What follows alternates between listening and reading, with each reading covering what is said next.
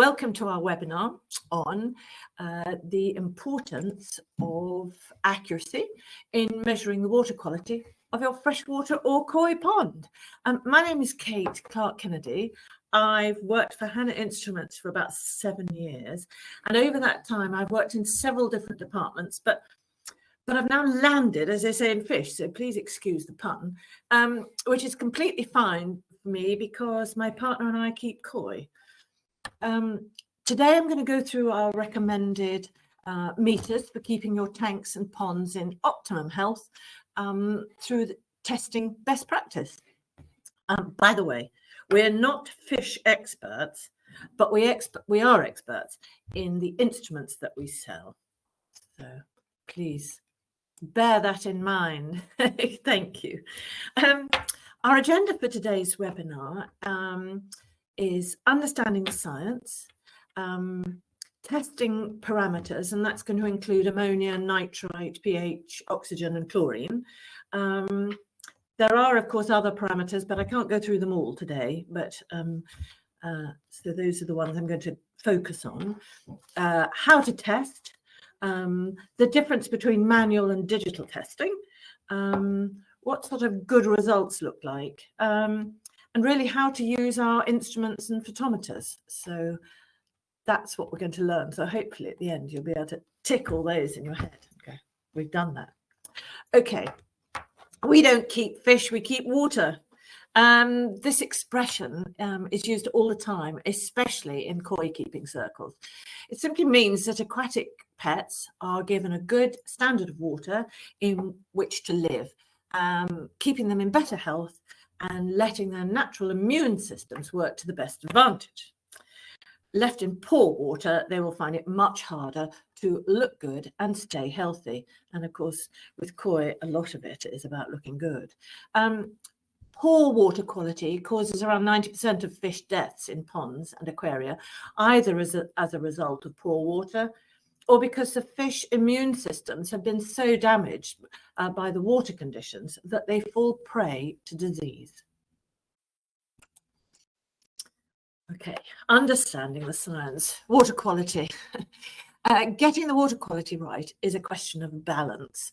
And keeping that balance in a living environment needs constant care and attention. And don't I know it? We do a lot of testing and trying to keep the balance right. Causes of poor water quality, it's usually the fish themselves. They use up the oxygen, replace it with carbon dioxide, and produce large amounts of ammonia as waste products from digestion. So ammonia is the main culprit, and long-term exposure to ammonia is deadly for fish. Fish produce ammonia in the water in two ways. Firstly, from the CO2 they breathe out from their gills, and second, through excretion, either through urine or excrement. Removal of ammonia. It's simply not possible to remove all traces of ammonia. But with the use of an efficient filtration system to keep the background level of ammonia in the pond low, levels can then be monitored regularly. The simplest way of removing ammonia is through a biological filter, and these all work on the principle of the nitrogen cycle. I'm going to come to the nitrogen cycle in the next slide, but the only other parameter that needs to be that is a cause of poor water quality is pH.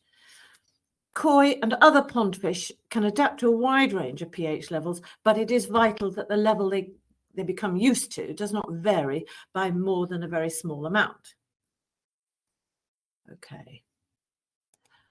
The nitrogen cycle. I'm just going to do a simple explanation of the nitrogen cycle, but as you can see on the screen, the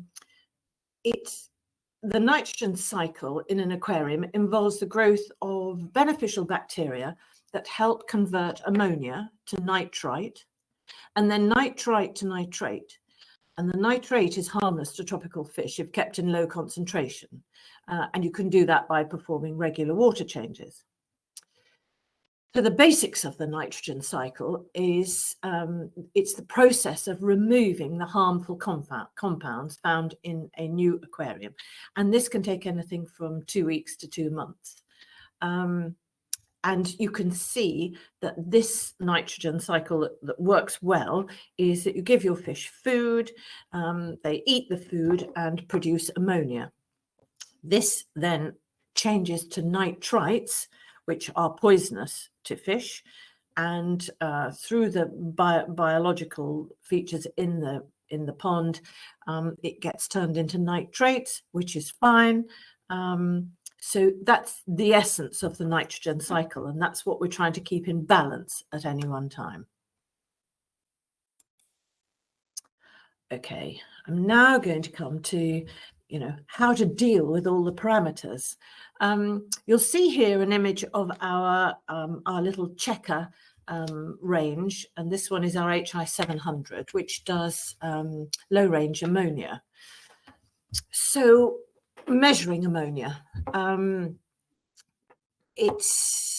we measure here total ammonia, and on this, the HI 700, the reading is given, so it's very easy to do. Getting the level right, well, the ideal level is 0, but in practice, as I know to my cost, it's impossible to achieve with fish in the water.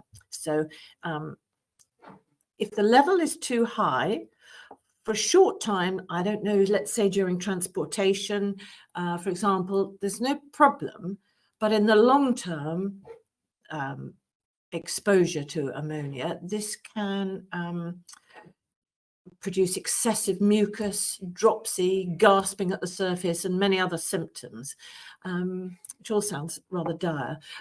If the level's too high, stop feeding your fish, check your biological filter and make sure that is working as much as you can see, and then start implementing water changes. So that's the way of getting it down. If the level's too low, well, that's impossible. So it'll never be too low. So pH. Here I've put an image here of our HI 98100, which is a really great little pH meter or tester. So that's something I use certainly every time I do any testing in our ponds. Getting the level right. Koi can adapt to any pH in the range, really, between 7 and 8.5. But obviously the most important thing, as I've said before, is that it's kept stable. Everything's kept balanced. If your level is too high, if it rises significantly above the recommended range, the fish will suffer from alkalosis, and this will cause gill erosion. If the level's too low, so if it falls below the recommended range, the koi will suffer from acidosis, and this causes skin irritation and gill erosion again, leaving the koi at the risk of fungal or bacterial infections. Fluctuation. A fish becomes stressed, and the stress causes fight or flight hormones to be released, and eventually that causes the colours of the fish to fade. Corrections. Depending on the reading, you will need to increase or probably decrease the carbonate hardness, or to increase or decrease the pH. Oxygen. Gosh, 2 instruments here on the screen, both really useful for measuring and detecting the dissolved oxygen. The HI 98198 is what I call an all singing, all dancing digital dissolved oxygen meter, and the HI 9147 is just as, it's great. And it has a galvanic probe, and it's a really good piece of kit. So 2 options here. Okay, how to test. For koi, the minimum level for healthy fish is 6 milligrams per litre, although the recommendation is to maintain levels at 7 milligrams per litre. In practice, in our smaller ponds, well, my partner and I don't actually test for oxygen because we have so many air bricks in each tank. We think it's unnecessary and our fish look great. However, in larger ponds and in fisheries without so many air bricks or places relying on water flow, this can be an issue, and knowing the levels is incredibly helpful. So those are the instruments I recommend. If the levels are too high, I'm really not sure there is a level that's too high, and I wouldn't be worrying about that. It's obviously, we all worry if the levels are too low. And if they drop below 6 milligrams per litre, fish have a kind of similar reaction to people in a stuffy room, which sounds silly, but, you know, breathe deeper, faster, become lethargic. And over time, their digestion and growth is affected, and the fish becomes stressed, and this affects their colour and deportment. Anyway, if the oxygen levels fall below 3 milligrams per litre, the fish are at risk of dying, and dying very quickly. So it's an important instrument if you're in those situations. To correct the levels, check your air pump is working correctly. Increase the aeration with another air brick. Make sure your air bricks are working properly. And if you're a large fishery relying on water movement, you desperately need to test your fishery, lakes and things for dissolved oxygen. So use these meters and then sort out your aeration. Okay. Nitrite. Okay. The ideal value of nitrite is 0, and in practice, this is difficult to achieve and maintain. Gosh, don't I know that? Recently, I've had a real problem with nitrite, so I speak from experience. So as near 0 as possible is what we're trying to get to. The reasons for high nitrate could be that your biofilter is not working properly. So we had a bit of that. It was quite a new pond, so we had that. The fish are eating too much, so are producing lots of ammonia, which your biofilter can't cope with. Or even, as again in my own case, our pond was overstocked with fish, so we've had to move a few on. If your levels are too high, the fish will produce excessive mucus and will exhibit signs of brown blood disease. If, well, levels too low, never. In my experience, never. So it can't be too low.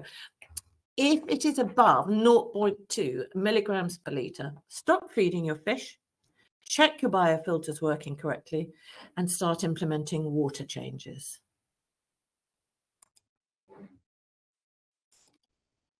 Right.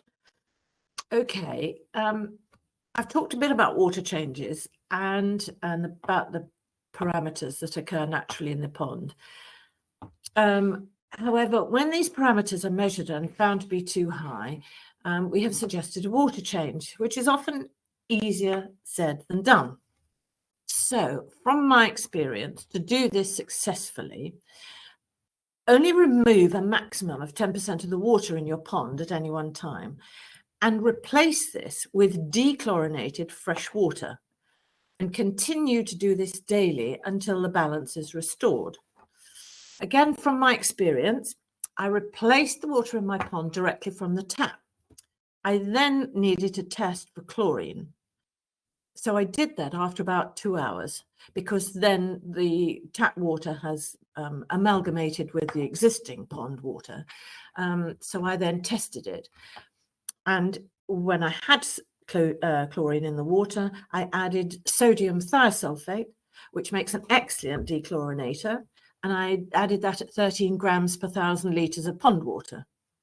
I tested again after another 2 hours and found 0 chlorine. So that was really good. If you still have chlorine after that first test, you may wish to put another 13 grams per 1,000 litres of sodium thiosulfate in the water, and that should cure it. Interestingly, recently when I did this and I tested for chlorine in our tap water, on the Friday it was completely zero, but on the Saturday it was really quite high. So it does change. That's quite normal for water utility companies to do that and to change it. So just make sure you always test for chlorine when you're doing your water changes, and you should be fine. Actually, just going back, by the way, I've put here an image of our total chlorine tester, our HI 711. That's been fantastic. And I use these all the time in my pond. Okay, how to test. Firstly, your sample should be representative of the water in your pond. So things to avoid, near your return inlets, don't bother to take the water from there, or near your waterfalls or an air stone, or in shallow areas of the pond if you've got shelves in your pond, sloping sides of varying depths, and also the water that's near the surface. So good practice is I keep a sort of small clean plastic bottle, or in fact I keep a jug near the pond for ease of use. I collect enough water for several tests.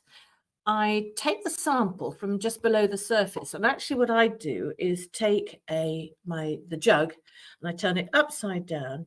Then I push it down into the water by at least a foot or 30 centimeters for your metric, and then turn it the right way up, and then it fills with water that comes from at least a foot down.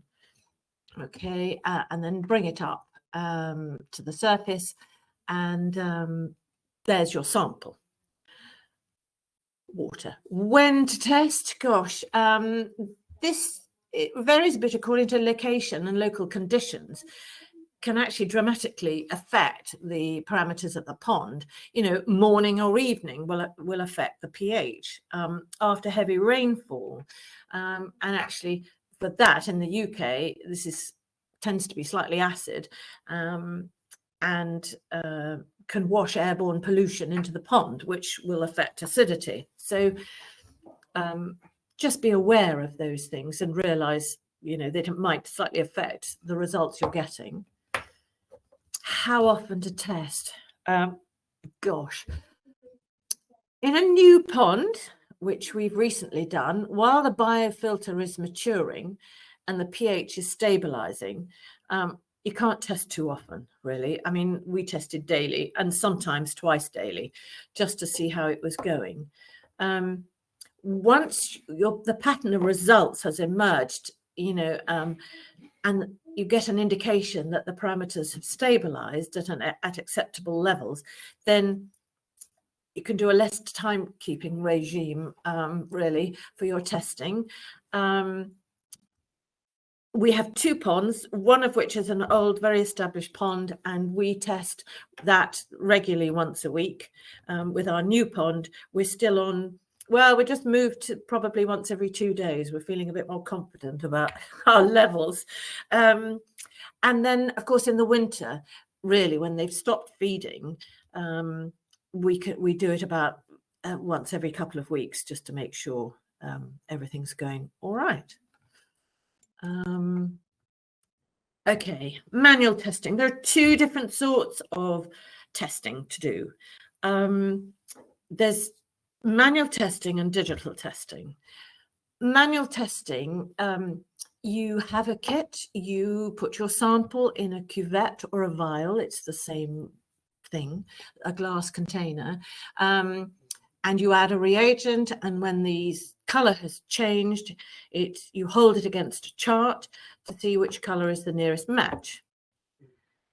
Since there are typically, I mean, this is slightly different, but since there are typically only about 5 different colors on the chart, this method can only give you a rough idea of the values for the water parameters that you've got. And having been a bit in the print industry too, I know when colors are reproduced printing wise, they can alter slightly. So the whole thing is a bit, it can be a little bit more vague. So at Hanna, we have digital testing. With a digital photometer or colorimeter, which is what these things are called, the color change in the sample is measured by an optical meter that gives a value of each parameter. So this gives a much higher degree of accuracy, and it takes away the difficulties associated with, let's say, an individual's perception of color and depth of color. My partner's colorblind, so it's hopeless for him doing a manual test. But with a digital test, it really just answers all the questions. The other wonderful thing with a digital readout is that it can give you a trend of what's happening in your pond, and a very subtle trend. You know, over a week or over 2 weeks, you can see whether your ammonia level is just creeping up, and so you can alter things like feeding and all sorts of other things before it gets to be to panic levels, really. So, and here on this slide, I've got two versions here. I've got our little Hanna Checkers, which is the little blue one, and these measure individual parameters. So you can buy these, just to do ammonia or just to do chlorine or something. And then the one on the right is our HI83303, and that is one instrument that can measure all the parameters that you will need. You will have to, of course, buy the different reagents for the different tests you want to do, but it all comes in one instrument. So that's really helpful. How to use a Hanna Checker? Okay.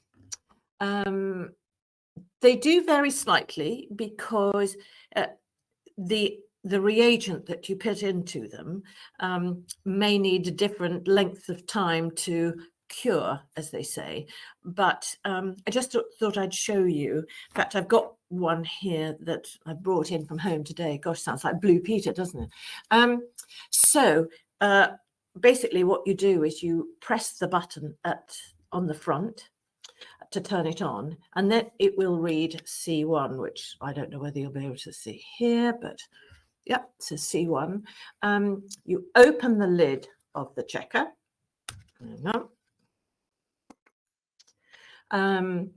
and you insert the cuvette or vial that I have here, which is filled with the sample up to a level, and I haven't got it here today. I'm not going to do you a real live experiment. It's just bound to be a nightmare. Anyway, you pop that in the checker, close the lid, press the button, and then it will read, when it's looked at the sample, it will read C2. You then open the checker, unscrew the cuvette tap here, and then dose with a suitable reagent. The one for ammonia that I've got here, and there are two little reagent bottles, 1A and 1B, and you put some reagent into the cuvette, turn the close the lid, put it back into the checker, close the lid, and press the button, and it will come up with a timer which says, basically, I'll give you a result in the amount of time it is. And I think for ammonia, off the top of my head, it's about 2.5 minutes. And then a number will appear, which is the amount of ammonia you've got in your water. Okay. It's just really simple. It's fantastic. So, that's how I measure in my pond, and that's how the checkers work. The larger photometer, the one I showed you, the 83303, very similar indeed. And it's just, you can measure it all in 1 meter. A good result. Gosh, here's an overview of good results, or not, I suppose, actually. It's an overview of, if you've got it wrong or if it's going wrong, and what to do. And there's information on what to do with a bad result. Many of these say, do a water change. So I've told you previously about how to do a water change, so I hope that's been really useful. So if you want a copy of this slide, I'm really happy to send you a copy, and I can email you a copy, but you may find it somewhere else as well. So, okay, hope that's helpful. I know I've gone on probably a little bit longer than I hoped, but if anyone has any questions, please ask them now. Or if you would rather do it via email, this may be where you need the pen and paper to write down my details. But my details are K for Kate, but K.Clark, C-L-A-R-K, without an E, hyphen Kennedy, K-E-N-N-E-D-Y, at Hanna Instruments, and that's Hanna without the H at the end, hannainstruments.co.uk. Or please feel free to call me on my mobile. My number is 07834 791 575, and I'd be delighted to respond. So that's helpful. If all fails, you can always email Hanna Instruments and say, please, can you pass this on to Kate? So if you'd like further information, I've got two leaflets here, and they also come in a PDF version. One is this water testing leaflet for koi, little brochure for koi, which is useful. I can do that as a PDF or hard copy. And then I've also got the brochure, which is, again, as a PDF or hard copy, which basically gives you the whole range of checkers and instruments that we do that are suitable actually for both freshwater and marine. So here I really need to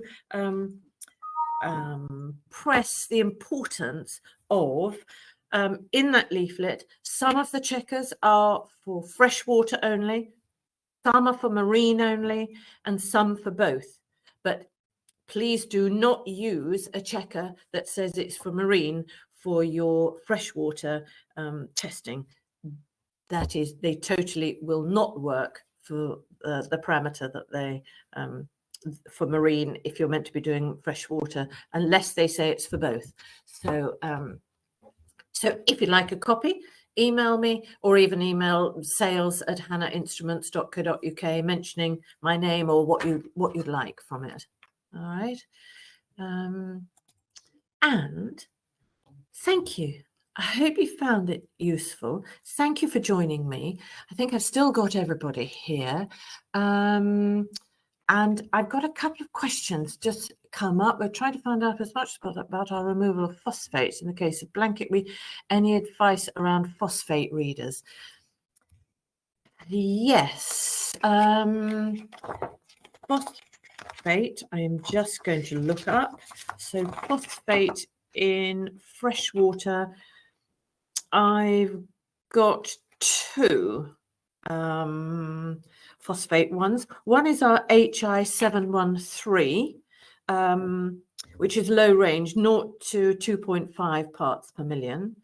And then I've got an ultra low range, 0 to 0.90 parts per million. So I suspect the low range might be the one to go with first, because you don't know what, unless you know already, I don't know what range, what amount of phosphate you've got in there. So that would test it. And I'm not sure about the removal of it at this stage, but if you'd like to email in your problems further, I'd be very happy to talk to you about that. So please do. That's great. And I think that's Andrew. So if Andrew would like to do that, it'd be brilliant. And then if there's only one instrument from Hanna that I could buy, it would have to be the 83303. That's the big one here, because it would do all the ranges. Okay. And just here's a range, and there's one extra thing in here, which is actually our salinity tester, which is great. So if any of you put any salt water in koi, because sometimes you do in order to get rid of some bacteria and some issues with your fish, then it's quite useful to know how much salt there is left or in your pond, having put some in. So our salinity tester is really good. And off the top of my head, it's our 98319. So that's it from today. Thank you very much for joining me. And, oh, somebody says, where's the best place to buy checkers? Either directly from us at Hanna or one of our large number of resellers. And would a photometer read phosphate levels? Yes, a photometer would read phosphate levels. Gosh, I think I've answered everything. Please email me if you need any more information. And thank you very much for listening. If you've got any more ideas for more webinars, then please let me know. Jolly good. Thanks very much for listening. Have a good day. Bye.